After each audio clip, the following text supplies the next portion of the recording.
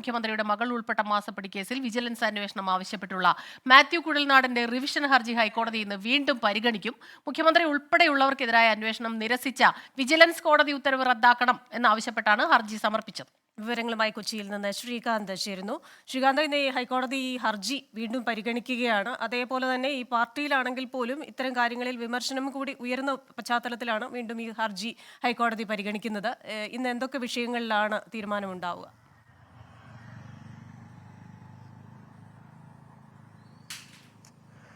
കൃഷ്ണ, സ്മിത, ഇന്ന് very good morning. ഈ പ്രധാനപ്പെട്ട ഒരു കേസാണ് ഇന്ന് ഹൈക്കോടതിയുടെ പരിഗണനയ്ക്ക് വരാൻ പോകുന്നത്. അതായത് ഒരു രാഷ്ട്രീയ കേസ്.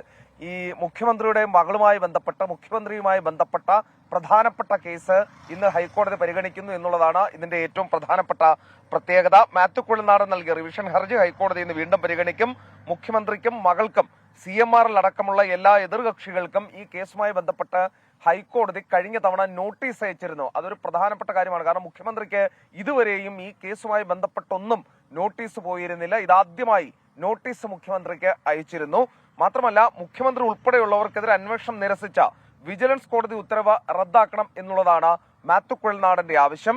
ഇതിലടക്കം ഇന്ന് കോടതി വിശദമായ വാദം കേൾക്കും. ഒരു പക്ഷേ മുഖ്യമന്ത്രിയും മകളും അടക്കമുള്ളവർ ഈ വിഷയത്തിൽ ഇന്ന് മറുപടി നൽകാനുള്ള സാധ്യതയുമുണ്ട്. മറുപടി നൽകുകയാണെങ്കിൽ അതൊരു പ്രധാന വാർത്തയായി മാറും. എന്താണ് മുഖ്യമന്ത്രി ഈ വിഷയത്തിൽ, ഈ മാസപ്പടി കേസിൽ നൽകാൻ പോകുന്ന മറുപടി എന്നുള്ളതാണ് ഏറ്റവും പ്രാധാന്യമർഹിക്കുന്നത്. നേരത്തെ നിയമസഭയിലടക്കം അദ്ദേഹം തള്ളിക്കളഞ്ഞ വാദമാണ് ഈ മാസപ്പടി കൈപ്പറ്റി എന്നുള്ളത്. പക്ഷേ അദ്ദേഹത്തിന് കോടതിയിൽ വളരെ ശക്തമായ കൃത്യമായ മറുപടി നൽകേണ്ടി വരും. ശരി, താങ്ക് യു. ശ്രീകാന്താണ് വിവരങ്ങളുമായി നമുക്കൊപ്പം കൊച്ചിയിൽ നിന്ന് ചേർന്നത്.